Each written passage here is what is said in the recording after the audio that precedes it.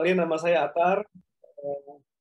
Saya bersama Bas akan mendampingi teman-teman untuk adu argumentasi pro certificate atau kontra certificate. Sekarang ini diskusi never ending. Sebelum kita mulai, kenalan dulu aja. Mungkin dari Bas, nanti Bas tunjukin ke siapa sampai semuanya dapat. Mungkin maksimal sampai jam 19.40-an. Setelah itu kita mulai diskusi. Om Bas, silakan. Oke, terima kasih Om Atar. Teman-teman, salam kenal. Nama saya Steven Sebastian, lebih sering dikenal sebagai Bas. Saya sekarang ini menjadi lead product manager di company yang bernama Pintar. Tugasnya mengemban amanah dari Pancasila, mencerdaskan kehidupan berbangsa. Itu saya apa lah itu pokoknya. Jadi kita bergeraknya di edutech gitu sih. Nah, ya sedikit banyak cerita. Saya masuk ke sini mungkin salah satu faktornya karena punya sertifikasi. Ya, of course ya itu juga bisa mendukung karir progression bagi saya. Itu kurang lebih. Nah, sebelum saya oper ke peserta yang lain, saya oper dulu ke Om Atar. Ayo Om. Apa nih? Ya perkenalan juga lah. Oke, ya udah. Nama saya Atar Januar. Kerja sendiri, kerjanya mencerdaskan juga dengan cara yang berbeda ya. Kalau Om Bas di korporasi, gue melalui jalur sendiri lah gitu. Itu aja mungkin yang gue cerdasin coba di dunia project management dan dunia agile gitu. Oke, thank you Om Bas. Gue balikin lagi ke lu, tunjuk siapa. Oke, berikutnya Om Ernest berarti. Oke, Ernest, silakan. Gue udah feeling buruk kalau udah Om Bas. Pasti ke gue. Oke, sorry, gue lagi di jalan. Mungkin ada gelap ya. Ya, nggak apa-apa lah. Oke. Udah lah, nggak pakai video dulu lah. Oke, salam kenal teman-teman. Saya Ernest dari MII ya. Di sini juga ada tim MII juga, Om Syamsul ya. Jadi kita bertemu di war room nih ceritanya gitu. Mudah-mudahan nggak war beneran ya. Kita intinya kalau dalam satu tim jangan war ya. Ya, kalau saya sih project manager di MII, jadi saya memang sangat demen ya. Jadi dari sisi intinya ingin belajar lah. Intinya tujuan saya ikut ini tuh untuk belajar lebih lagi dari teman-teman gitu. Jadi karena knowledge itu pasti nggak terbatas ya, pasti itu akan ada something new every day gitu loh. Ya mungkin singkat gitu aja, nanti diskusi lanjutan kita akan bahas-bahas di diskusinya.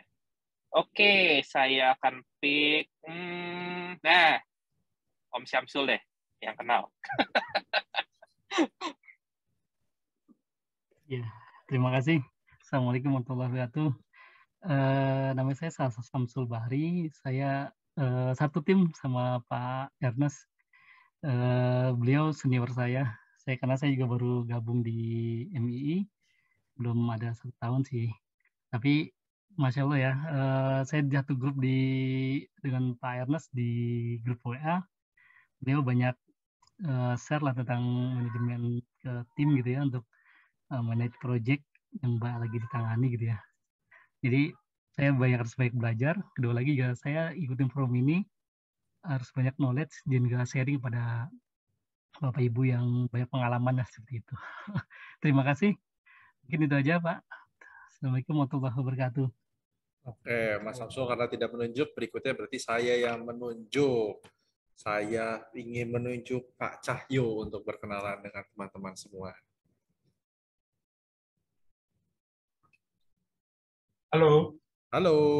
Ya, selamat malam semua. Bapak-bapak semua. Ya, malam Pak. Boleh perkenalan nama dan Selamat malam.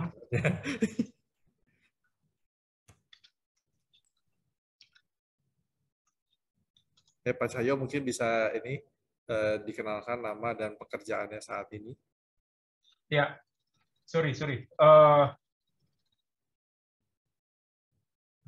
Oke, sepertinya multitasking. Apa-apa Om, saya skip dulu ya. Nanti kalau udah ini kita panggil lagi.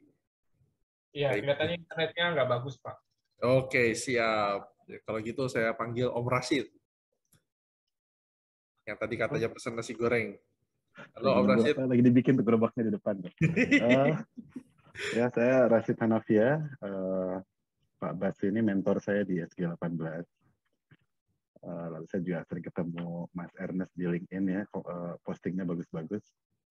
Eh, saya bekerja sebagai project manager di upstream oil and gas saat ini. Jadi saya EPC banget deh dibandingkan bapak-bapak di sini yang memang agile makanan sehari-harinya. Memang di oil and gas EPC terutama 3 tahun terakhir, 4 tahun terakhir shifting ke arah hybrid. Kalau vendor-vendor kami seperti Selam Bersih atau Halliburton itu udah malah udah agile. Nah, jadi biar nggak ketinggalan zaman nih, saya lagi mulai baca-baca agile, ngikutin postingnya Pak Bas, Pak Atar. Jadi orang-orang yang agile-agile ini saya deketin ya. Supaya nggak ketinggalan zaman ya. Nah, mungkin suatu hari nanti 4-5 tahun ke depan di EPC sudah mulai agile gitu. Ya, jadi sekarang saya banyaknya mungkin nyimak ya. Saya nggak bisa berdebat panjang tentang agile. Saya pasti kalah ya. Jadi bapak-bapak IT telco udah pasti dewa-dewanya lagi. Jadi saya ingin ngoping aja gitu. Terima kasih Om Bas sama Pak Atar. Terima kasih kembali Mas Rashid. Karena Mas Rashid juga tidak menunjuk orang, saya panggil lagi Pak Miswanto. Boleh berkenalan dan juga menceritakan amanah yang diemban sekarang apa aja, Pak? Halo, salam kenal semuanya. Salam kenal. Selamat malam. Ya, nama saya Miswanto. Saat ini bekerja sebagai product manager di salah satu startup AI company yang fokusnya di pemrosesan bahasa. Jadi untuk saat ini yang saya pegang itu produk pemrosesan suara seperti voice to text, kemudian text to voice juga bisa, dan juga satu lagi untuk biometric API untuk produk. Jadi kalau ada kebutuhan-kebutuhan terkait dengan pemrosesan suara, ya bisa kita bekerja sama. Terima kasih Om Bas, Mas Atar. Terima kasih juga Pak Miswanto. Pematar saya pilih satu lagi supaya kita bisa masuk ke agenda berikutnya. Kita tunggu Pak Akbar Aswir. Monggo Pak. Oh ya, siap. Terima kasih Mas Bas. Assalamualaikum warahmatullahi wabarakatuh. Selamat malam teman-teman semua. Terima kasih sudah diperkenankan izin gabung di sini. Nama Akbar Azwir, tinggal di BSD, Serpong. Kalau ada yang dekat-dekat komplek di Latinos, ayo ngopi bareng. Pekerjaan sehari-hari mirip-mirip sama Om Atar, pengangguran produktif. Tidak, itu aja. Terima kasih. Oke. Aduh, oke. Oke, Om Atar, time boxing seperti yang diajarin di Agile. Kita move to the next agenda. Mohon maaf teman-teman yang tadi belum sempat dipanggil. Bukan berarti tidak diberi kesempatan. Kita akan beri kesempatan ngobrol yang banyak. Betul, Om Atar, hari ini? Betul. Iya. Jadi kita mulai dengan data, judulnya dulu gitu ya kan ya. Apakah sertifikasi itu semuanya penting atau nggak penting? Saya bilang sih pasti penting. Ada yang setuju, ada yang tidak. Betul kan ya, Om? Nah, sebelum dimulai adalah langkah baiknya kita buka dengan tunjukkan datanya dulu. Nah, saya akan mengambil data dari, ini terlihat kan ya screen saya, dari PMI Registry. Oke, screen-nya? Udah kelihatan? Siap. Nah, Wah, pas banget tuh 69. Yoi. Jadi, kemarin saya sempat ngomong kan, ISCP di Indonesia belum 70 orang, betul ya? 69. Terus bagaimana dengan PMP-nya? PMP udah banyak gitu ya. Hampir 1413, 49. Ini termasuk orang-orang yang udah dapat dan dari perpanjang. Kenapa? Karena dulu saya 2020 sebelum ganti outline, saya itu mengemban nomor 1010 kalau nggak salah. Selang 2 minggu saya jadi nomor 1000 gitu ya. Jadi udah hilang 10 orang pada saat itu. Jadi saya yakin udah ada yang mungkin ada ujian lagi atau yang atas-atas itu sudah hilang. Now per hari ini 1349. Lalu ini kan dua yang ya kebetulan saya dan Om Atar memiliki ya. Tapi bukan berarti kita pelit gitu ya. Kita mau cek juga yang lain yang katanya rame itu RMP. RMP itu ada 45. Ini Risk Management Professional. Dan satu lagi yang katanya sih sebelum PMP adalah baiknya ambil dulu namanya CAPM. CAPM ada 290 orang. Ini ibaratnya seperti PMP tapi tidak butuh pengalaman kerja kalau saya nggak salah. Dan lebih banyaknya di tesnya itu theoretical-nya. Kalau PMP, RMP, ACP, case-based semua ya, itu yang berbeda. So kalau dibilang tadi, ini menurut insight-nya dari saya, kalau ada orang yang, saya emang nggak penting sertifikasi, tidak mungkin jumlahnya ini lebih dari 1.500 orang. Jadi kalau bilang tuh ada 1.500 orang yang percaya dengan memiliki sertifikasi itu bisa menambah pengetahuan dan juga memiliki pengembangan karir. Salah satunya saya. Dan saya menjadi bisa dibilang bukti hidup bahwa dengan mengambil sertifikasi, kebetulan saya ngambilnya dua-duanya itu saya karirnya dimuluskan. Jadi lompatannya itu lebih baik. Begitu. Nah, Matar mungkin bisa menimpali dulu karena saya termasuk yang pro ya. Ya, mungkin thank you Om Bas atas data-datanya. Ini datanya versi PMI, tapi sertifikasi yang menjadi topik malam hari ini sebenarnya general aja, sertifikat apapun. Mungkin untuk mempersingkat war room, kita akan jelaskan ground rules-nya seperti apa. Jadi kita ada 2 moderator, saya dan Om Bas, nggak ada narasumber. Narasumbernya siapa? Narasumbernya kalian semua. Gitu. Ya kan? Nggak ada narasumber. Nah, karena itu kita akan bagi 2 kelompok di dalam breakout room. Siapa yang pro untuk dapatkan sertifikat, siapa yang against atau merasa bukan against ya, tapi ya nggak perlu amat lah gitu. Jadi lebih berat kepada nggak perlu sertifikat. Nah, masing-masing kelompok akan masuk ke dalam breakout room dan kemudian diskusi argumentasinya apa saja, kenapa lebih baik ambil, kenapa nggak usah ambil. Nanti selama 10 menitan kedua kelompok ini diskusi argumentasinya apa saja. Setelah itu breakout room akan ditutup dan kita akan head to head, masing-masing tim akan saling memberikan pendapat pro-nya maupun kontranya apa gitu. Nah, ketika nanti disampaikan, masing-masing kelompok dikasih waktu 5 menit untuk berbicara. Misalkan kelompok pertama dapat giliran pro, kenapa sih butuh sertifikasi, karena tadi mungkin Om Bas bilang untuk karir dan lain-lain. Dikasih 5 menit bicara, paling lama gitu 5 menit. Setelah itu nanti giliran yang merasa nggak perlu akan menimpali kenapa nggak perlu. Jadi kurang lebih kayak gitu format acara kita. Kurang lebih kita time box-kan sampai jam 21.00. Jadi kita punya waktu cukup banyak untuk saling memberikan pendapat masing-masing. Gitu. Ada pertanyaan nggak? Oke. Jelas, Om. Jelas ya. Kalau jelas, silakan masuk ke dalam breakout room, pilih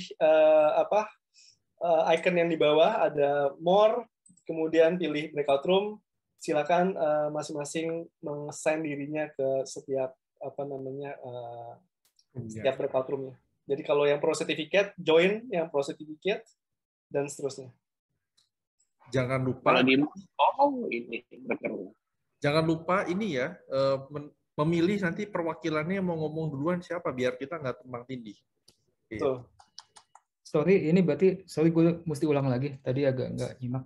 Jadi di dalam, misalnya let's say gue join ke kontra gitu kan. Berarti di kontra nanti ngapain tuh? Akan mencari argumen kenapa kontranya aja atau? Yes. Oh gitu, tanpa perlu mikirin pro-nya ya? Ya, pokoknya kita yang ngapain sih sertifikat adalah pengalaman membuktikan. Nah, itu no worries. Tapi ini kok perlu semua sih? Itu dia. Kontra deh. Ikut kontra deh. Harus ini ya. Nggak boleh goyang ya. Kalau udah pilih kontra. Boleh nggak Om? Boleh aja. Oke. Gue tungguin dulu deh. Tuh ada satu tuh. Mas Iswanto tuh satu. Yang lainnya juga masih banyak yang belum terassign. Kalau belum pada terassign, gue akan assign sendiri nih. Gitu. Ini Pak Erik Sibarani belum terassign, Pak Nugroho, Pak Harsoyo, Pak Irfan, Pak Akbar. Pak Akbar tadi mungkin mau ngambil yang kontra. Ya, silakan.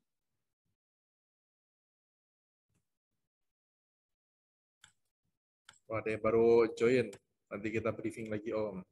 Ya.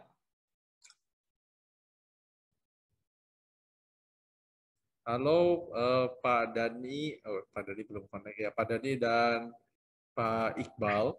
Jadi di sesi acara ini kita bagi ke dalam 2 breakout room, di mana masing-masing breakout room ini memiliki purpose-nya berbeda. Izin sholat. Oke, ya nggak apa-apa. Purpose-nya yang satu itu kalau kita masuk ke Pro Certificate, kita akan membangun argumen kenapa kita mendukung pengambilan sertifikasi dalam dunia profesional. Kalau yang kontra, kita harus membangun argumen kenapa sertifikasi itu dalam tanda kutip kita bilang tidak penting, dan kita harus menjunjung tinggi gitu ya semangatnya, jangan sampai goyah gitu, jangan sampai goyah. Nah, ini juga bakal ketemu teman-teman yang ini bukan berarti mereka di sana ya, tapi karena kita sedang berargumen di situ, silakan masuk ke dalam breakout room-nya. Kalau kata Om Metar, kalau nggak masuk, nanti kita assign-in. Ya, saya kayak yang kontra, bro. Yes. Kalau pro gampang, kontra susah. Iya, iya, betul. Kalau ada pertanyaan, silakan. Sepertinya yang kontra masih 3 orang doang, bro. Ya, berarti kita harus ke sana, Om. Kalau kalau itu gue akan lu mau masuk ke kontra, bro. Iya, mau nggak mau, Om. Kalau kayak gini, Ya, sulit.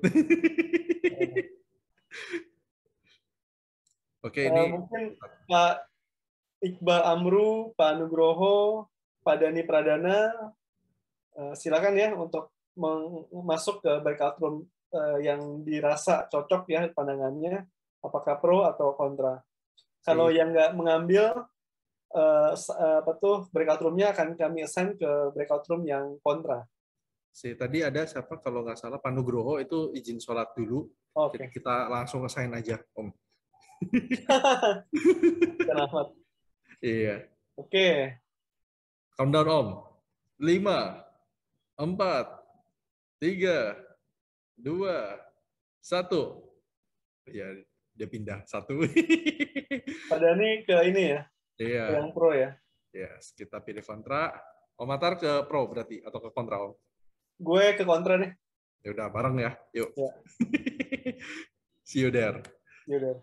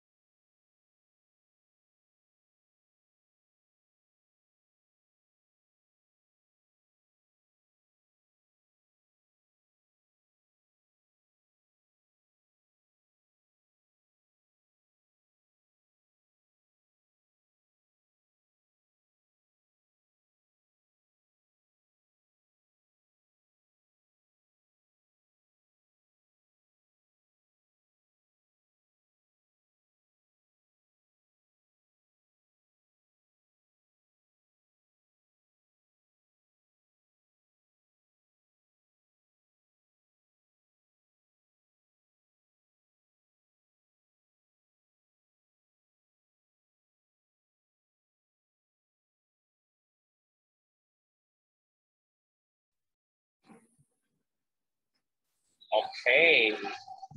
Om, ini baru juga mulai diskusinya, Om. Udah ditarik lagi. Udah pro udah pasti menang lah, udah pasti menang ini. Cebur aja. Ini sabotase ini kayaknya. Oke, perwakilan dari pro siapa? Perwakilan dari kontra siapa? Sweet yang duluan dikasih kesempatan untuk berbicara. Om Akbar, yo, silakan Om. Dari yang pro siapa? Jadi gue ya. Pro gua deh, boleh deh. Oke, pro Ernest ya. Buka videonya terus Sweet ya, Sweet Jepang kali ya yang begini. Sekali yang menang dapat kesempatan milih duluan atau ngasih kesempatan ke tim lain yang duluan. Buka video nih. Gue belum mandi loh. Sorry. Om. Gue sorry ya, gelap ya. Lagi di mobil. Gila, itu gak kelihatan dia keluarin jempol atau apa itu ntar. Nah, ini kelihatan, bisa kelihatan. Tuh, jempol. Oke. Gue jujur. Manus jadinya jempol semua nggak? Maybe yes, maybe no. Tergantung relatif ya.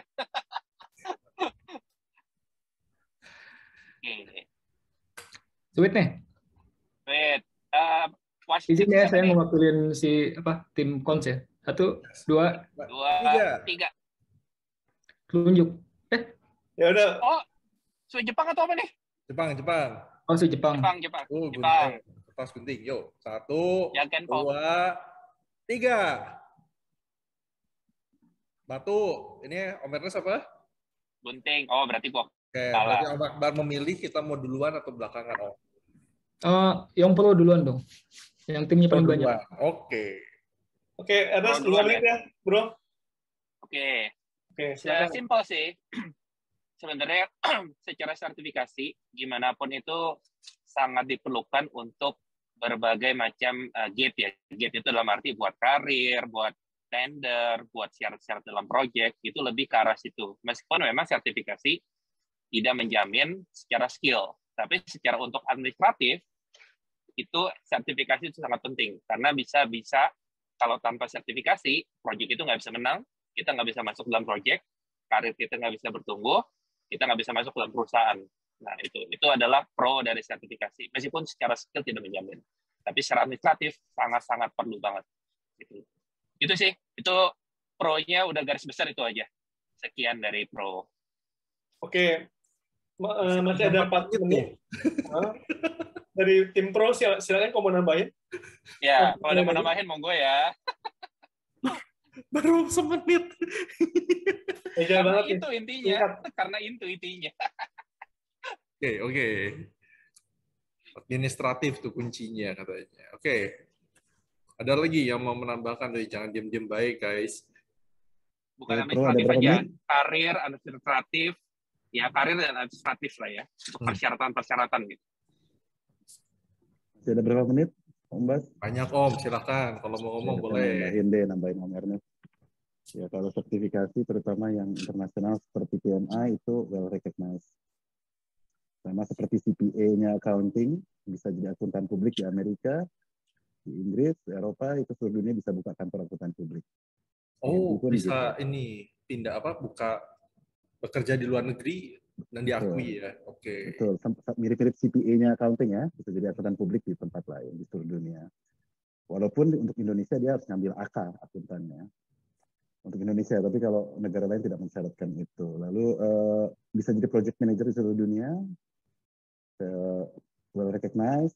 Saya pernah ditolak visa saya waktu mau kerja di Aramco gara-gara nggak punya PMP. Ya ampun. Ya. Jadi kehilangan kesempatan bekerja di luar negeri karena tidak memiliki sertifikasi internasional. Udah offering padahal.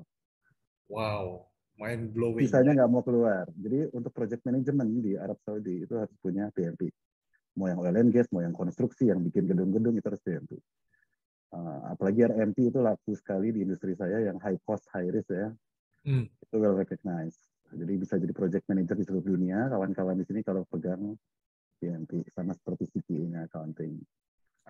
Ya, saya juga saksi hidup dari mantan bos saya dulu, cuma lulusan Polman ya.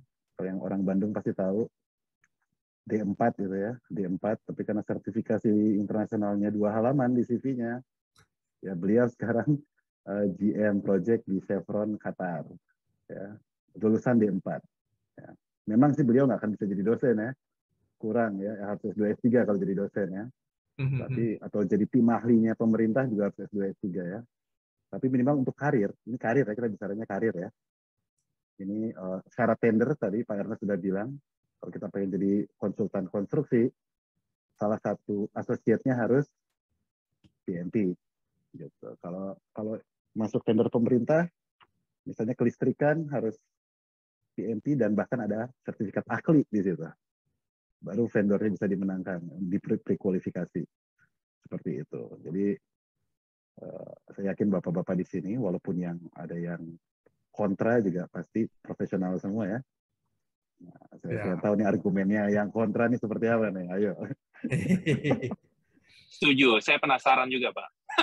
Iya, ini pasti di counter semua kita, makanya mereka milih belakangan nih. Ini grup kontra tapi tadi yang kesaksian hidup, makanya aneh nih. Ya, karena grup kontra tadi sedikit gitu ya, jadi kita harus bisa, kan harus agile gitu ya, luas gitu kan, bisa di mana aja.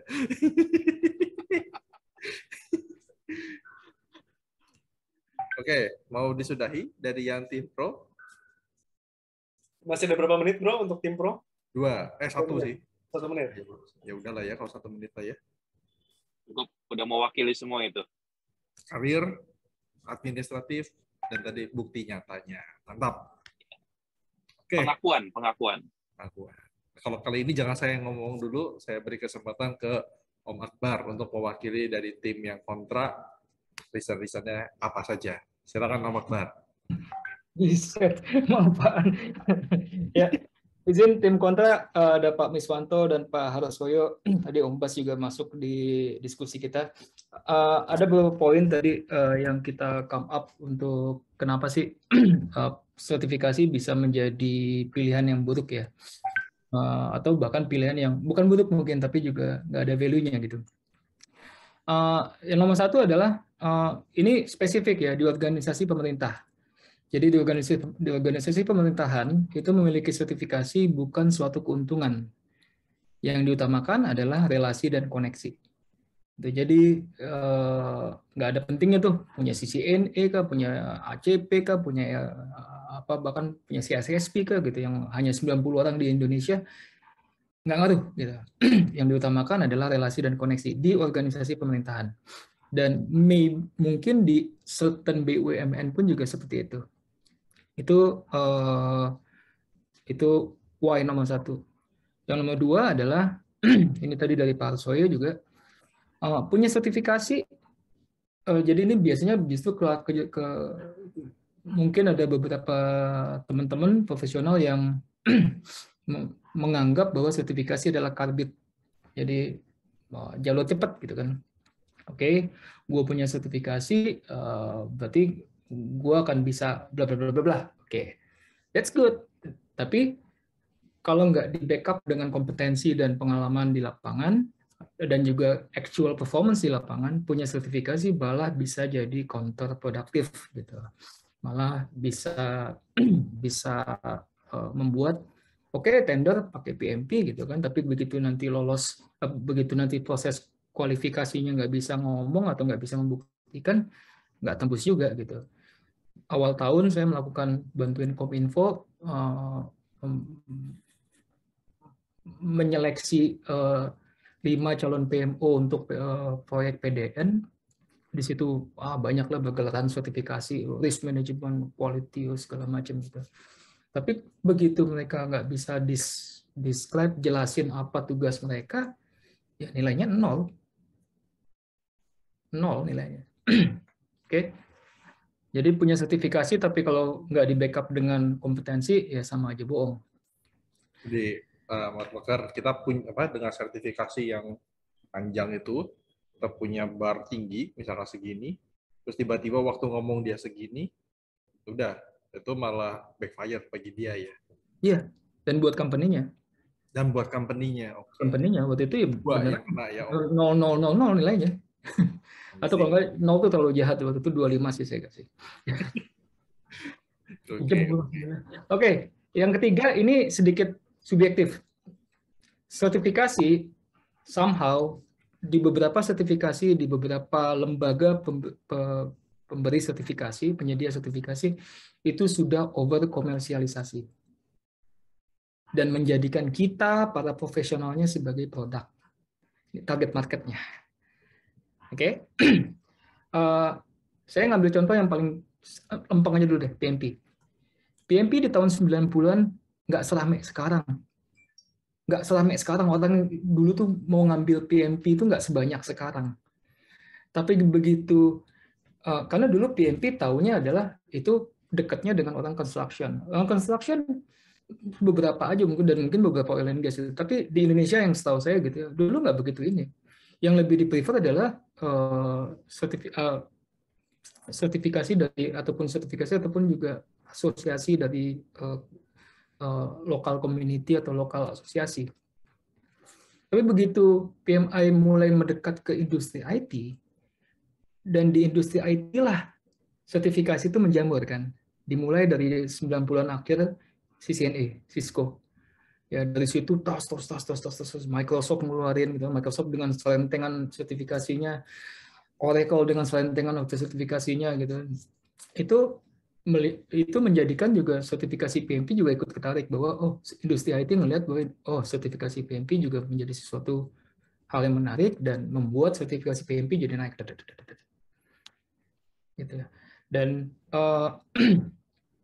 apakah butuh atau enggak belum tentu kan sebenarnya gitu. Tapi dikarenakan sudah komersial, dikarenakan tadi kebutuhan untuk naik karir, naik ini segala macam, kita sebagai marketnya, kita sebagai konsumennya didorong untuk berpikir bahwa enggak, ini butuh buat gue. Gitu. Nggak salah juga, cuman mungkin menarik juga kalau kita coba lihat dari sudut pandang itu. Gitu. Mungkin itu sedikit dari kami dari kelompok kontra. Mungkin Pak Harsoyo, Pak Mis, dan yang Om Bas mungkin ada ditambahin. Sebenarnya saya pengen interview lebih dalam, tapi kita sesuai dengan ground rules, kita beri kesempatan terhadap tim yang pro untuk menanggapi yang tadi dikomentari oleh Pak Akbar. Mungkin ada yang mau berkomentar dari tim pro, apakah jadi goyah gitu ya, terus langsung oke, saya punya sertifikasi, saya hanguskan, kan itu selalu jadi opsi ya, teman-teman. Gimana? Apakah tetap?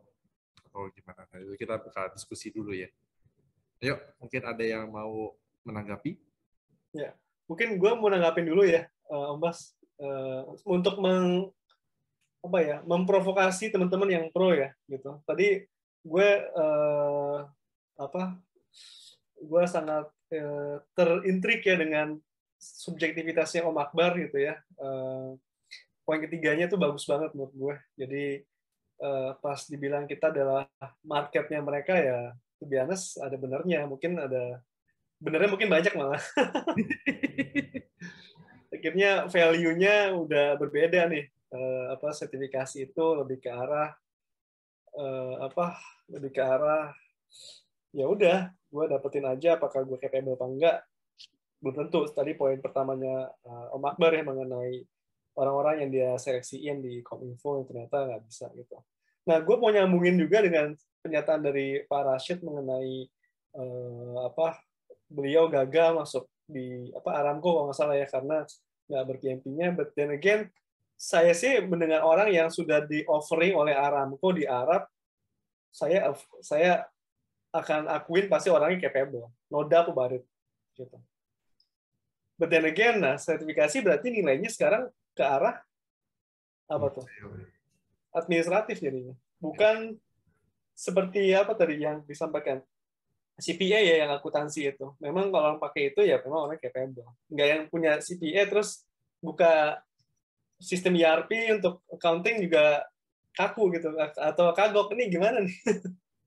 Gitu. Mungkin pernyataan Mas Akbar bagus sih tadi. Poin yang ketiganya itu yang walaupun subjektivitas, for some reason kalau kita melihat dari sisi itu ya saya lebih berat di agree ya dengan pernyataan Mas Akbar. Itu mungkin Mas, tambahan dari gue. Silakan balik lagi ke forum. Terima kasih. Iya, kan jadi saya tertarik untuk menginterview gitu loh Om. Mungkin saya beri kesempatan dulu, kalau tidak ada kita mulai interviewnya kali ya. Ya, bro. Oke, jadi dari tim yang pro sertifikasi ada yang mau menanggapi? Kita beri waktu dulu, boleh 5 Gue setuju kok. Boleh. Itu memang yang gue di WA Group ya, buat administratif mostly, tapi itu tidak menjamin dan itu bisa backfire karena gue udah ngomong Japian juga sama Om Bas ya, lo tahu kan? Yes. Banyak honestly EMP ya yang masuk MI juga gitu, itu banyak yang tidak sesuai ekspektasi. Jadi habislah di project gitu loh. Habis pis gitu loh. Itu juga menjelekkan jadi kredibilitas dari PMP sendiri sama ya perusahaan juga, sama pribadinya dia juga gitu loh. Itu gue setuju banget gitu. Memang jadi bisa dibilang kalau disimpulkan itu ada light side sama dark side lah gitu. Tidak semuanya pro, tidak semuanya cons, tapi memang ada pro and cons-nya. Balance gitu loh. Kayak yin yang. Kalau kayak gitu, apakah Om Ernest ingin beralih nih? Jadi dari yang saya mendukung sertifikasi menjadi tim yang sertifikasi B aja gitu, bukan anti gitu ya, tapi jadi biasa aja. Ini Ernest kayaknya orang yang ketuanya dari tim pro sertifikat kok jadi tergoda untuk ke tim Akbar nih. Oh, enggak tuh kayaknya. Nggak tergoda, tapi itu memang gue tahu emang ada konsnya gitu loh. Jadi pro-nya itu kan sebenarnya sesuatu kan ada yin yang ya. Jadi ada baiknya, ada buruknya. Nah, ini emang udah kita sebutkan semua gitu loh, baik buruknya gitu. Bukan berarti jadi pro 100%, bukan berarti con 100%, tapi ya 50-50. Memang itu realita di dunia ini gitu loh. Tapi gimana pun untuk tender administratif perlu juga, tapi memang tidak garansi gitu loh. Dan ya terkait komersial, gue setuju ya. Contoh dengan ada study group, lumayan kan? Berapa tuh per orang? Canda ya, canda. Untuk yang itu gue mesti lurusin lo ya. Canda om. Please. Selama ini study group PMP maupun ACP nggak ada fee-nya, namun mohon maaf ya, pesertanya yang muncul 1-2 orang saja jadinya gitu. Sehingga ketika gue mau memperlakukan fee, gue nanya dulu ke para peserta, boleh nggak gue kenakan fee? Dan fee-nya itu balik ke mentor ya, Mas Bas bisa confirm, uangnya nggak ke ini kok. Mentor itu dapat fee-nya sebagai balasan waktu mereka yang diluangkan untuk bantu teman-teman. Jadi biar clear juga nih, gue nggak mau komersialkan nih, cuma untuk komitmen fee sebenarnya. Saya setuju sih, ini sorry saya potong gitu ya time-nya, jadi kita free flow ya jadinya Om di tengah jalan. Saya setuju kalau masalah mentorship itu tanggapi sedikit, ya memang jangan dikomersil sih. Bukan jangan dikomersil, tapi harus ada sedikit monetary value, karena kalau tidak ada komitmen sama sekali. It really happens gitu. All true. Nah. Oke. Thank you. Clear ya bro ya. Clear, mantap. Oke, balik ke Mas ke topik utama. Oke, ini kita berikan kesempatan tadi. Terima kasih Om Ernest sudah menanggapi. Tim kontra, saya mau mewakili dari tim kontra untuk menanggapi kembali. Jadi kalau dari komentar tambahan Om Ernest tadi itu kan ada sisi positif, sisi negatif, dan sekarang saya juga mungkin sebelumnya kita nggak aware atau sudah aware, sekarang jadi lebih aware. Kalau saya coba bacakan tuh ya, tadi kenapa kita mendukung harus punya sertifikasi, karena itu bisa menjadi syarat administratif dan juga pendukung karir. Tapi kalau kita tarik one step ke belakang, ternyata kita itu malah menjadi market target komersil dari penyedia sertifikasi tersebut. Terus juga ya kadang-kadang sertifikasi kalah dengan relasi dan juga koneksi untuk nyampe ke jajaran yang atas gitu ya. Itu saya juga sangat setuju. Tapi the bottom line dari sisi kan tadi kita kontra, kita juga harus menunjukkan kenapa kita setuju ya. Karena apalagi gitu ya, kalau kita ngelihat gelar profesional saya, tadi Om Matar sebut join, Om Akbar, nggak ingat yang lain, itu pun lebih dari 1. Ya kita tuh bukan berarti mau ngangusin gitu ya, karena berjuangnya capek banget sih itu buat dapetinnya. Memang saya setuju itu jadi kayak buat gengsi, dan di satu sisi itu juga menjadi lampu merah gitu ya, atau warning light, lampu kuning, jangan merah. Buat kita, kalau kita udah punya sertifikasi terus ternyata kelakuan kita kayak kucing garong, tidak menunjukkan dari situ, Ya yang rusak nama dirimu, dan tadi juga lumayan bagus dari, bukan lumayan, sangat bagus ya, Om Akbar bilang, yang dirusak itu citranya bukan hanya personal branding kita, tapi dari company branding kita, karena kita mewakili company. Kalau yang berdiri usahanya sendiri kayak Om Atar dan Om Akbar, wah itu lebih fatal gitu ya, personal brandingnya kena, habis sudah bisnisnya gitu, nggak ada yang mau hire lagi. Tapi agree, sertifikasi tadi administratif, terus memberikan set expectation kepada orang yang misalkan mau meng-hire kita, ada pentingnya, yes, ada pentingnya, saya setuju kan hal itu. Ada nggak orang-orang yang tidak memiliki gelar profesional, especially, terus memiliki skill set atau kompetensi yang jauh di atas orang yang memiliki sertifikasi? Saya beri testimoni, saya kenal beberapa orang akan hal itu. Demikian juga yang tadi seperti yang disebut sama Om Ernest, yang kucing garong gitu ya, itu juga banyak gitu. Meskipun saya nggak bisa compare gitu ya, mana yang lebih banyak antara yang bagus tak bersertifikat sama yang bersertifikat tapi kucing garong. Itu. Mantap. Nah, ini sekarang saya boleh interview Om. Ya boleh. Jadi, kepada Om Atar dan Om Akbar gitu ya. Apakah sertifikasi itu, maksudnya sih bukan sertifikasinya ya, jadi lembaga yang menyediakan sertifikasi, gimana cara mereka bisa kayak memberikan bahwa gue tuh diakui sama internasional loh. Karena kalau kita ngomong Agile salah satu contohnya Om, begitu kita googling itu keluar tuh ada banyak sekali provider yang terkenal kan, dari Scrum ORG itu aja juga pecah kongsi ya, Scrum ORG sama Scrum Alliance. Terus ada si PMI. Terus ada yang nggak jelas yang mungkin kita nggak pernah dengar namanya. Nah, terus itu kan jadi pertanyaan, saya harus memilih sertifikasi yang mana? Jangan sampai sertifikat yang gratis terus dibanggakan, tapi begitu dicek ternyata kosong gitu orangnya. Nah, ini ya tadi pertanyaan mungkin sedikit diubah ya. Gimana caranya kita sebagai, kita mau menyediakan sertifikasi, atau kita sebagai pemilih mau mengambil sertifikasi, itu memilih sertifikat yang mana yang cocok buat kita. Gitu. Mungkin Om Akbar atau Om Atar bisa share salah satu sudut pandang. Om Akbar dulu mungkin. Oke, siap. Thank you, Om Atar. Recap dikit tadi, yes, walaupun tadi saya di tim cons, saya tetap melihat bahwa secara praktikal sertifikasi itu tetap perlu, secara praktikal ya. Jadi baik itu untuk keperluan tender segala macam atau untuk keperluan naik jabatan atau whatever it is, kalau ataupun diterima di tempat pekerjaan dikarenakan tempat pekerjaan tersebut mengharuskan adanya sertifikasi tersebut, go for it gitu. If you want to take it on a practical level, ya udah ambil aja, sikat aja, nggak usah ngomong idealisme gitu. Nah, tapi juga sertifikasi di selain konteks praktikalnya itu tadi juga, saya ngelihat mungkin ke personal experience, saya menjadikan sertifikasi itu sebagai learning milestone. Jadi ada reward-nya.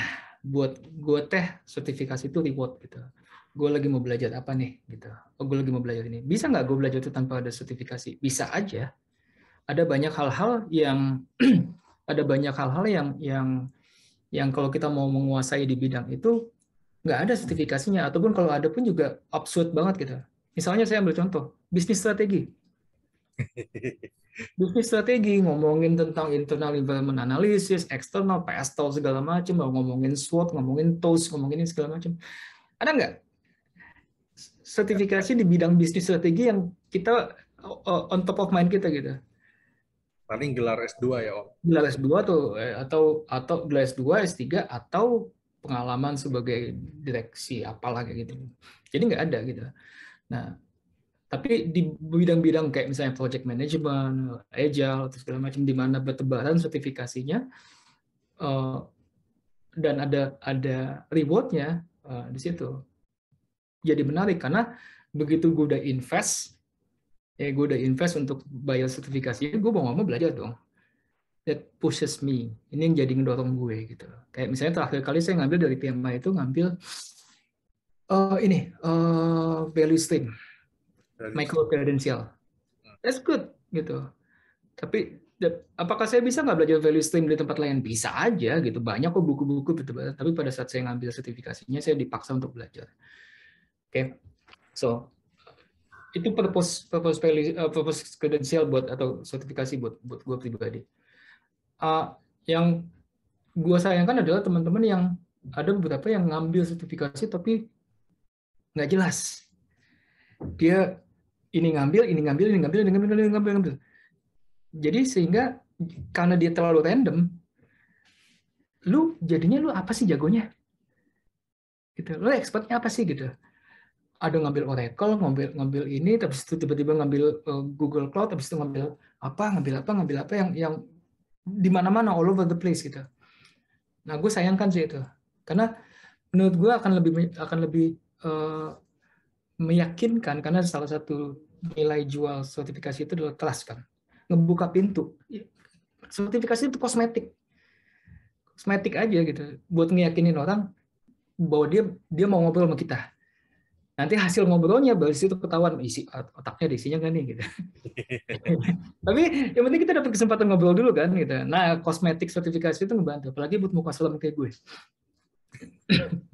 Oh iya itu benar, real story. Dulu beberapa kali gue bermasalah dengan muka selam ini. So anyway, back to the main question dari Om Bas tadi adalah bagaimana memilih penyedia sertifikasi, lembaga-lembaga sertifikasi yang ada di bertebaran di luaran. Agile ada 70 lebih sertifikasi. Mantap gitu ya. 70 lebih badan yang menyelenggarakan sertifikasi. PM juga banyak ya. PMO udah mulai nih gitu. Gue ambil contoh yang PMO dulu deh. Karena yang gue tahu banget. Dikarenakan PMO ceritanya lagi rising, tiba-tiba ada badan yang come up langsung bikin sertifikasi, gue tanpa perlu nyebut mereknya ya, dengan harga sertifikasi dan trainingnya itu sekitar $2.000. Tapi background company-nya nggak jelas, background si organization-nya itu nggak jelas. Dan organization ini sebenarnya adalah company nih, gue punya company gitu kan, company training. Gue bikin organisasi gitu, dan gue bikin sertifikasi. Sedikit clue, ini company-nya klaimnya base-nya adalah di Singapura, walaupun gue tahu itu bukan di Singapura. Itu kalau nggak ada Bangladesh di India deh. Di Singapura pun alamat yang mereka klaim sebagai alamat head office-nya, gue track pakai Google Street View, restoran India. Gimana gue bisa percaya $2.000 gue akan serahkan ke organisasi seperti itu gitu ya. Jadi balik lagi klaim gue tadi bahwa kita ini pasar ya. Nah, kita harus jadi pasar yang juga yang pintar. Jadi dari pasar yang pintar,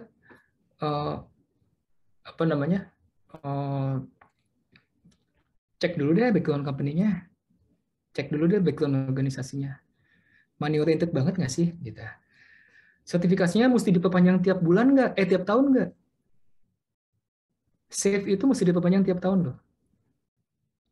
Dan perpanjangannya juga lumayan biayanya. Mungkin itu dari gue. Oh, penutup. Balik lagi masalah komersialisasi. PMP kan udah di atas 1 juta ya? Usernya. Iya, worldwide. Yes, kalau nggak salah. Betul. Ya, di Indonesia udah 1.100 lebih kalau nggak salah. PMP tadi 1.300 Om. Terus kalau PMP terakhir apa? 1.349. 1.100 itu awal tahun Om. Iya. Kebetulan gue nyuruh staff gue untuk ngecek. Makanya gue ada hitungannya, makanya tadi gue ada di grup tuh ada ngasih buat PMP-ACP. Iya, udah 1.300-an. Nah, PMP itu dalam setahun ini soalnya makin mudah. Setuju. Teman-teman yang ragu-ragu untuk ngambil PMP takut effortnya, ambil aja sekarang jadi makin gampang. Jadi makin mudah. Apakah itu akan memperkecil value-nya PMP? Benar-benar nggak tahu deh ke depan kayak gimana strateginya PMI, kenapa. Itu mungkin dari gue. Terima kasih Om Bas. Terima kasih Om Akbar. Ya, saya membenarkan akan hal yang diomong oleh Om Akbar barusan. Itu mungkin Om Rashid ya bisa dengar testimoni waktu kita dulu latihan SG18, mentor-mentornya itu SG17, kita semua berdarah-darah untuk bisa lulus ujian PMP sebelum 2020, di mana soalnya itu sebenarnya kalau di-compare, ternyata yang setelah 2021 itu relatif lebih mudah dibanding 2020. Jadi saya juga nggak tahu kenapa saya salah satu termasuk yang dalam tanda kutip terjebak belajar yang susah. Tapi again, kalau itu menjadi reward, saya sangat setuju gitu ya. Jadi saya tadi kayak kalau sedikit cerita kenapa saya tertarik PMP, karena saya pengen belajar project management yang baik dan benar. Tapi kalau belajar doang saya nggak serius. Akhirnya saya menargetkan bahwa saya harus memiliki sertifikasi pada saat itu ya. Terus ya udah saya belajar mati-matian dan sampai sekarang itu ingat gitu. Kalau ditanya 49. Kalau Om Bas, gue potong atau bisa jadi lu orang yang suka nyiksa diri sendiri aja gitu. Oh enggak, kalau itu enggak. Enggak, kalau itu entah mengapa ya, kayak waktu itu saya selalu dibilangnya tuh katanya 2021 lebih susah ya. Masuk kan ya. Terus kita berjuang mati-matian, hafal luar kepala berarti sampai lupa gitu. 49 proses dan 5 proses grup itu. Ya, tapi kalau ditanya apakah secara praktek saya lebih baik daripada yang tidak punya sertifikasi, mungkin tidak gitu ya. Jadi kalau di-compare sama yang udah lebih lama di sini atau yang masa kerja project management dengan saya, mungkin mereka lebih baik. Itu. Dan saya pun kenapa mengambil yang agile karena pekerjaan. Jadi saya melakukan agile menurut kata orang begini, jalanin kok agile malah menyusahkan diri saya sendiri gitu. Saya jadi mau coba cari explore pun, dan selalu di mindset saya adalah banyak ilmu sesat di luar sana. Jadi jangan sampai saya belajar dari yang salah. That's why aku memilih certified yang kena PMP, benchmarknya ke PMI ya. Saya coba cari, ternyata jangan ada ya PMI ACP. Masuk ke sana, baca bukunya, dan ternyata dibilang, lo kalau ada teori, itu jangan so ide bikin teori baru. Terjemahin pakai aja gitu. Nah dari situ itu jadi mind blowing saya gitu ya, mengubah prinsip bahwa oke, kalau kita mau belajar ilmu, carilah yang memang memiliki sertifikasi dengan jelas. Perkara mau ngambil sertifikasi atau enggak itu urusan kedua. Tapi ya tadi ilmunya itu dari mana, dan aim for that certification. Treat the certification as reward seperti yang dibilang Om Akbar. Saya sangat setuju dengan hal itu. Dan thank you juga gitu ya Om Akbar untuk tadi bilang ternyata penyedia agile certified di dunia lebih dari 70, pilihlah yang background company-nya jelas. Nah itu saya sangat setuju gitu ya. Tapi kalau pertanyaan, mungkin saya bertanya ke Om Atar kali ini kalau ada 2 lembaga sertifikasi, kita ngomong yang sangat terkenal tentang project management kan, Prince2 ya, Prince2 versus PMI kan, PMP itu. Itu kalau kita aduin bisa saling menjatuhkan gitu kan ya, antara yang satu dengan yang lainnya. Tapi ya ini mungkin bias ya karena kita pemegang PMI ya Om. Cuman saya mau tahu kenapa Om Atar waktu itu memilih PMP ketimbang Prince2. Mungkin itu, jadi kita tanya lebih personal. Oke. Mungkin jawaban simpelnya, bos gue nyuruh gue ambil PMP, dan karena sudah terbiasa dengan lembaga PMI, akhirnya yang agile milihnya ACP. Tapi gue mungkin elaborate ya jawaban gue. Tadi juga Om Akbar juga ngasih penjelasan yang sangat bagus ya. Gue juga agree mengenai kredibilitas dari lembaga, reward system ketika kita udah belajar dapat gelar tambahan is definitely a big yes ya dari gue. Mungkin kalau dari sisi gue mengenai sertifikasi ya, untuk apapun itulah, kita nggak usah ngomongin PMP dan Prince2 lah.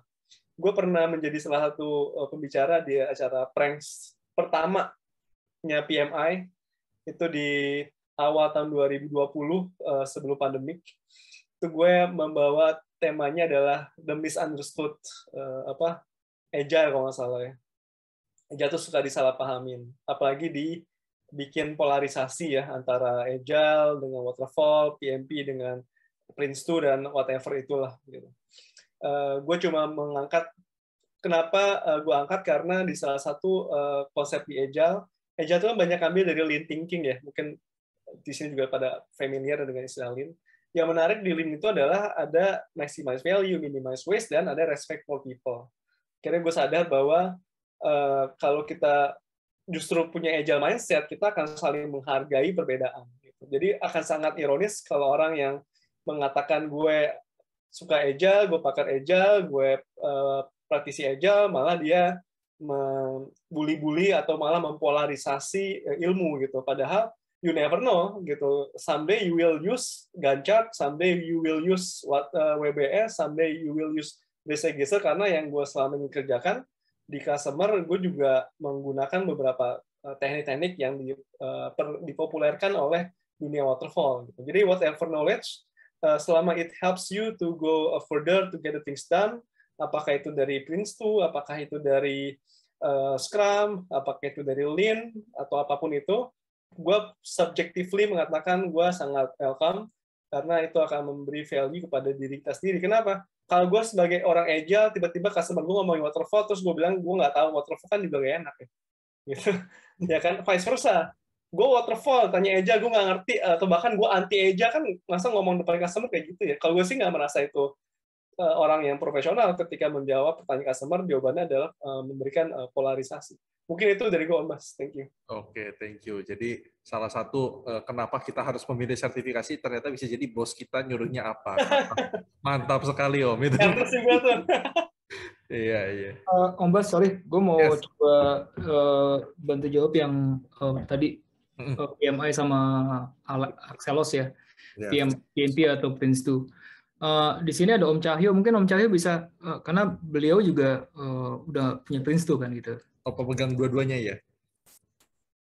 Om Cahyo, PMP, saya lupa, maaf. Om Cahyo bisa ini Om Cahyo? Kayaknya udah deh, Pak Cahyo Prince2-nya. Iya, Pak. Udah. Kebetulan. Tadi kenapa Om Cahyo? Iya, kebetulan aja Pak. Kebetulan. Ada di 3 kaki sebenarnya. Oh, 3, oke.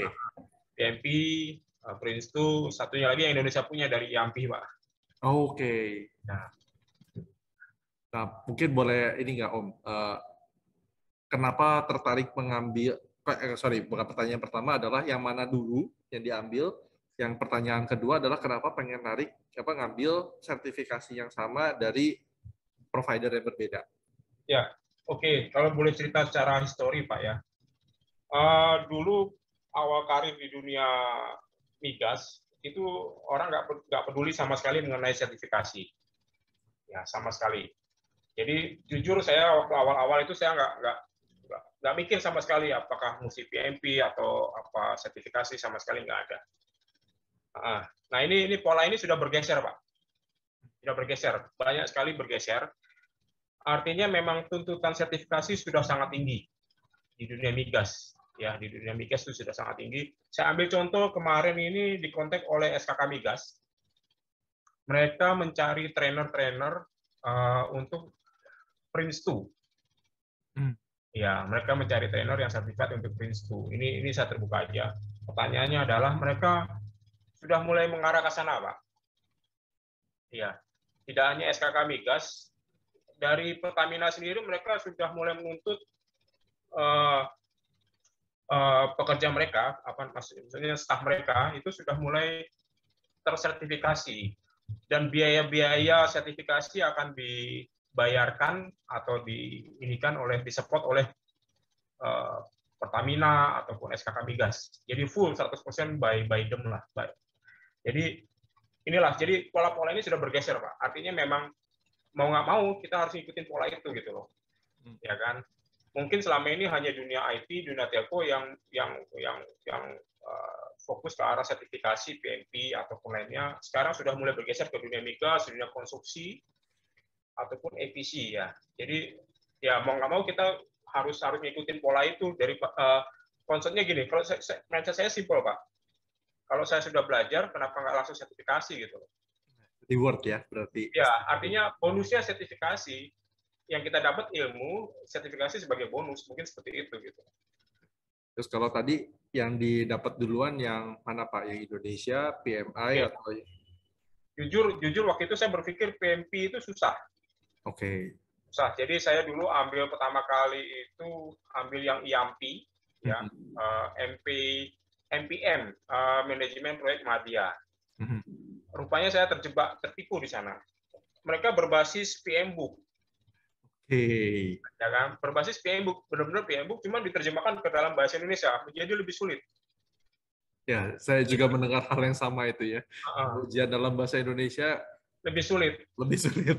Ingat sekali waktu saya itu ujian IAMPI itu dari 12 orang yang lulus cuma 2.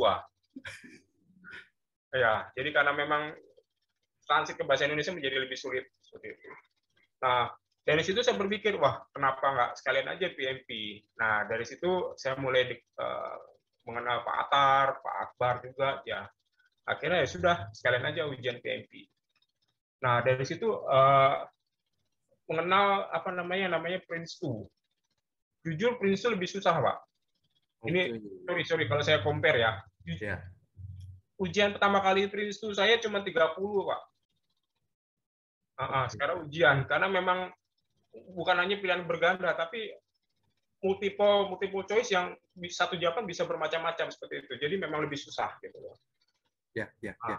Jadi ya kalau PMP saya ya kebetulan cuma first attempt sudah lulus. Prince2 2 kali, Pak. Susah gitu.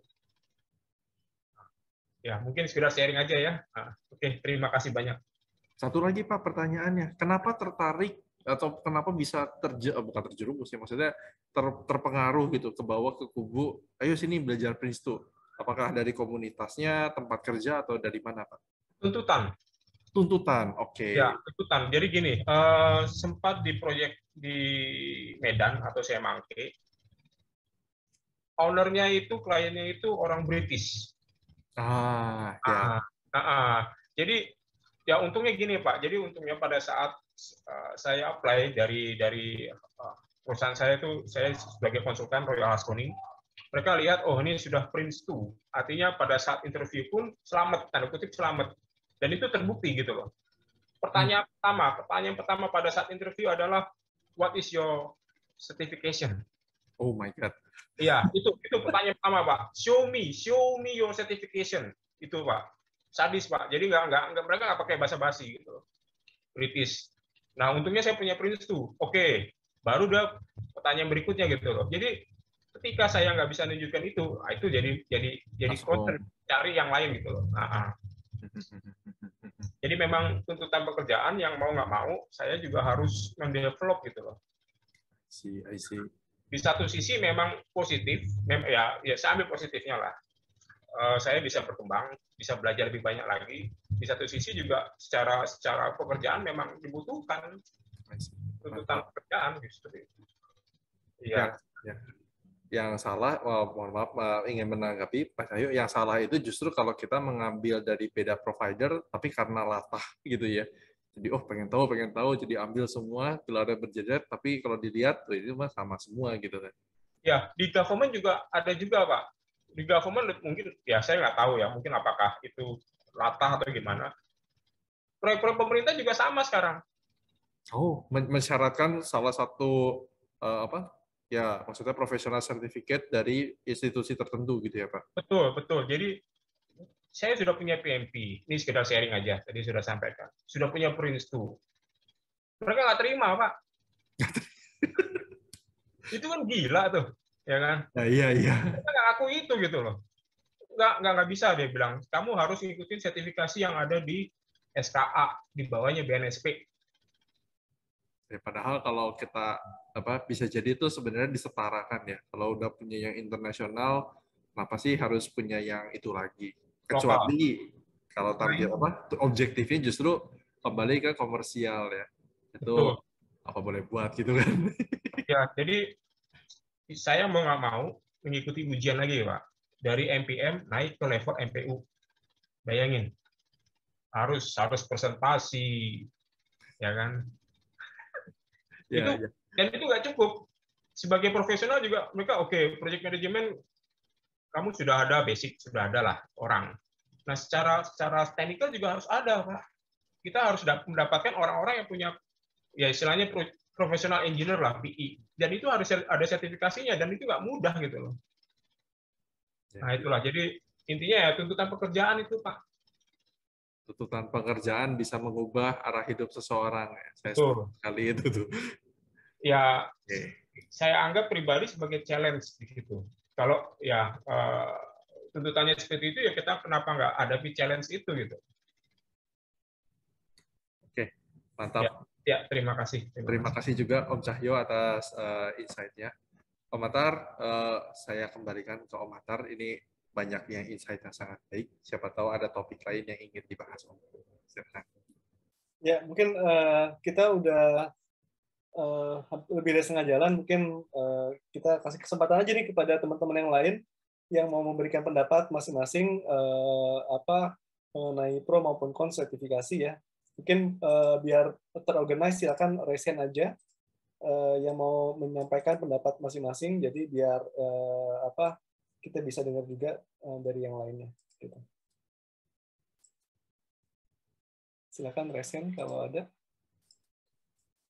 Kalau nggak ada, kita tanya aja satu gimana. Oh, ini udah ada yang raise hand nih. Pak Rashid, silakan Om. Ya, ini bagus sekali ya temanya. Kita melihat dari sudut pandang yang berbeda-beda. Yang pertama saya setuju banget dengan point of view-nya Pak Akbar ya tadi ya. Pak Akbar Azwir ya. Memang betul yang namanya reputasi itu segala-galanya sebelum sertifikasi. Saya juga melihat insight dari Pak Cahyo, ya, di mana beliau ini sangat adjustable, di mana dia berada, dia cari apa yang dibutuhin di situ. Jadi memang sebelum kita mau ngambil sertifikasi, mau ngambil S1, S2, S3, profesor, PhD, atau apapun sebagainya yang intinya dunia seperti apa sekarang, itu dijawab dulu. Yang kedua, mau lu apa? Nanti sertifikasinya S1, S2, S3, entah yang mana itu menyusul. Ya, dunia seperti apa sekarang, dan mau lu apa? Saya juga punya kawan yang mirip dengan kawannya Pak Akbar. PMP punya, mirip Pak Cahyo juga. PMP punya, Prince2 punya, PSM punya, TL12 punya, dan sekarang lagi ngambil S2 beliau. Ya, saya punya. Dan saya kenal kayaknya tuh Pak Rashid. Jangan disebut ya Pak. Iya, saya kenal kayaknya. Salah satu muridnya Pak Bas juga. Jangan disebut ya Pak, ini personal soalnya. Nggak boleh beliau itu pernah japri saya karena mau interview di suatu perusahaan. Bro, ini gimana bro? Ini gimana bro? Ya, lu maunya apa? Gitu. Lu sertifikat sejambreng, sekarang lu mau lagi nyelesain skripsi S2. Mau lu apa? Gitu. Ya gimana ya? Aduh, gimana ya? Ya tujuan lu sertifikasi banyak gitu. Sekarang S2, apa tujuannya? Ya gue sih pengen tebar jaring seluas-luasnya. Siapa tahu ketangkep satu. Gitu. Gitu jawaban dia. Dan sampai sekarang, beliau tidak tahu maunya apa. Gitu. Sehingga karir dia segitu-segitu aja. Dan malah comfort zone. Ya. Tidak mau, takut untuk keluar dari perusahaan yang sekarang. Padahal yang dia lagi interview ini nawarin gaji double triple, beliau takut. Itu tuh buat apa gitu? Ya itu, jawab dulu mau lu apa dan dunia seperti apa sekarang. Justru backfire ya berarti Pak Rashid ya, dengan sertifikasi sejambreng, ekspektasinya meroket sekali, terus dia jadi takut gitu. Apakah saya bisa memenuhi ekspektasi itu atau tidak? Iya takut ya. Jadi semakin banyak sertifikasi atau gelar sekarang mau hampir S2, semakin banyak gelar yang dia dapetin, semakin takut ya. Ya opsinya berarti ini ya, jangan dipajang gelarnya kan ya Om. Betul. Jadi reward terus sudah dianggap tidak relevan lagi ya. Terus poin kedua, saya mau mengutip kata-kata bos saya setelah saya gagal dari Aramco. Memang saat itu ada sedikit red carpet. Yang naruh CV saya di HRD, itu project directornya Aramco yang dulu pernah jadi PM saya di Total, waktu saya masih di Total. Ada reputation, benar kata Pak Akbar. Relasi nomor satu. Apapun profesi lu, bisnis atau pekerja relasi. Walaupun yang interview saya bukan beliau. Gitu. Dan waktu beliau tahu saya gagal visanya, beliau nelfon saya mau kutip nih, ada sedikit kata-kata kasar nih. Ya, beliau orang Inggris. Dia cuma bilang, ya, memang PMP itu shit banget. Beliau marah-marah ya, ada banyak F-words ya. Setelah saya ditolak Aramco tuh beliau F-words tuh banyak banget. Mereka bilang, emang PMP itu shit banget, kata dia. Hanya secari kertas. Ya. Tapi unfortunately, you are shit without that shit. Saya setuju itu kan. Gitu. Kata-katanya saya setuju. Setuju. Unfortunately, kita hidup di dunia seperti itu, kata dia. Secari kertas lebih penting. Gitu. Alangkah sayangnya semua orang udah tahu credibility. Lu udah interview 5 kali. Lu bisa jawab semua dan ternyata hanya gara-gara this shit, you are shit. Ya, gitu. Ya. Marah-marah beliau. Ambil itu secepatnya. Gitu. Lu udah 10 tahun di project management, kok nggak bother ngambil itu kayak secari kertas gitu. Yang nggak penting amat, tapi nyangkut juga kan lu di sini. Gitu. Poin ketiga, ya saya setuju sekali semakin komersil. Saya setuju dengan Pak Cahyo dulu, PMP ini dulu asal mulanya dari dunia konstruksi. Tapi sekarang dunia konstruksi dianaktirikan. Betul. Dianaktirikan, dia lebih melihat, wah jualan ke IT telco lebih laku dan populasi mereka banyak. Memang zaman saya waktu SD 18 dengan Pak Bas itu 30% ujiannya sudah agile. Gampang menurut 6 teman saya di grup 1, yang 6-6-nya itu base-nya telco dan IT, banking. Saya satu-satunya orang EPC di situ. Untung mereka mau ngajarin saya agile, ada Pak Bas yang ngajarin saya agile. Kalau enggak mungkin saya nggak lulus tuh. Saya waterfall banget, EPC, seperti Pak Cahyo lah. Kita ini waterfall banget. Komersil, yes. Isinya produknya Indonesia itu lolos NSI ya. NSI itu isinya plek-ketiplek copy-paste ISO 9001 dan 15001. Saya waktu bekerja di Indonesia, oil and gas, saya juga diwajibkan KATEK ya, nasib sama Pak Cahyo, SKK Migas nggak ngelihat PMP saya diwajibkan KATEK, saya diwajibkan PTK 007, semuanya di bawah lembaga BNSP. Nggak laku PMP, memang kalau udah pemerintahan. Dan seperti Pak Cahyo bilang, isinya KATEK, isinya yang lain-lain itu sama, copy-paste banget PMP sama Prince tuh. Jadi pemerintah juga ada jualan sertifikat, yang internasional jualan sertifikat, ya walaupun sekarang kita dianaktirikan. Saya mau mengutip kata-katanya Ibu Cieni ya, Pak Bas, rekan mentornya Pak Bas di 18. Cieni itu dulu pengalamannya tuh 99% software ya. Dan suatu hari Era Jaya pengen bikin data center, dia disuruh jadi PMO-nya. Dan dia bersyukur sekali lulus SG berapa dia itu? Jadi 15 ya? Di atas saya 1. 16, 16, saya 17. Dan dia bersyukur, Mas, kata dia. Dia masih bersyukur banget, saya dulu ngalamin waterfall plug. Kalau enggak, saya nggak akan bisa bikin data center. Gitu. Walaupun pengalaman saya 99% software, tapi begitu disuruh dibikin data center dan warehouse-nya Era Jaya, distribution center-nya di Tanjung Priok, dia bisa. Karena dia waterfall pernah belajar. Nah, sekarang lihat PMBOK 7 isinya apa. Oh, agile banget. Iya, itu. Bersyukurlah yang dulu pernah belajar PMBOK waterfall. Ya. Dia bisa pindah-pindah tuh, dari software, bikin gudang, sama bikin data center sih ini sekarang. Ya. Jadi kesimpulan saya, kembali lagi kedua, dunia seperti apa sekarang, mau lu apa, kita cari jalan ngakalinnya. Oke, kita ambil sertifikat ini buat ngakalin dulu mau jadi apa. Ya. Lu udah terlanjur terjun ke telco, walaupun lu nggak suka bidangnya, ambil sertifikasi ini. Ya kan? Nggak apa-apa, udah nggak ada kata terlambat, ambil. Untuk meraih objektif. Jadi itu aja deh. Terima kasih. Keren banget ini. Mantap, Pak Rashid ini. Apa, kalau dikasih bukti-bukti nyata tuh biasanya makin nempel ya, Om Atar ya. Bener banget nih, atau salah banget nih. Mantap, ini saya sangat setuju. Tidak ada yang tidak setuju dalam pertemuan hari ini. Boleh saya kasih penutup, Om Atar? Boleh Mas Bas, tapi mungkin kasih kesempatan satu orang lagi nih yang akan memberikan statement ya. Masih ada 10 menitan. Satu orang lagi mungkin ada yang mau memberikan pendapat. Silakan untuk raise hand, siapa cepat dia dapat. Oke, sepertinya nggak ada Om Bas. Oke. Kalau gitu saya sarankan ke Om Bas. Terima kasih. Oke.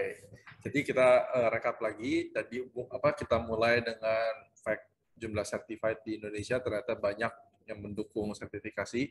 PMI sendiri lebih dari 1.500 orang.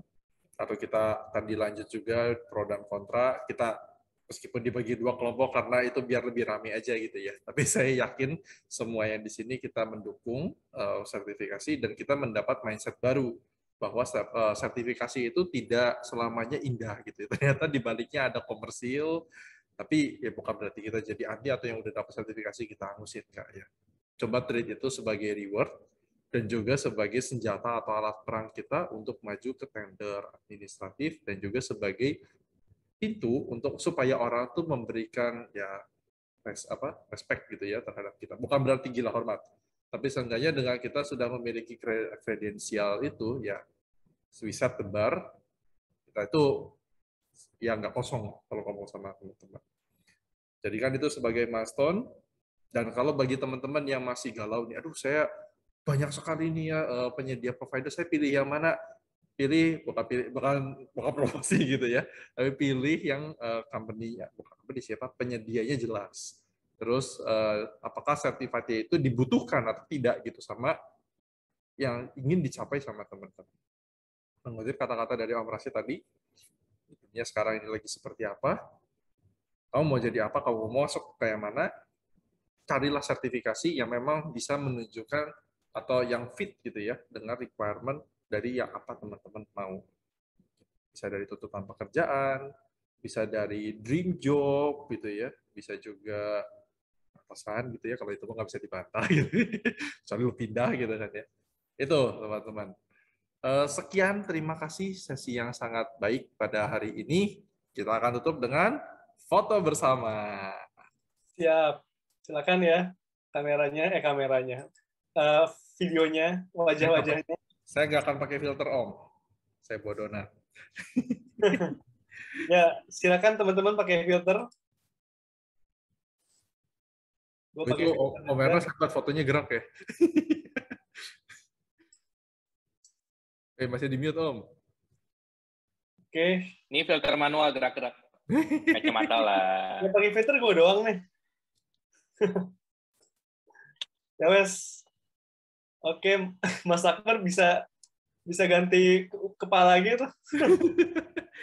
Canggih. Ya. Dalam hitungan 3 ya. 1, 2, 3. 1, 2, 3. Oke. Kita tutup, Mas. Silakan ditutup, Mas. Dibubarin. Oke, terima kasih teman-teman atas partisipasinya hari ini.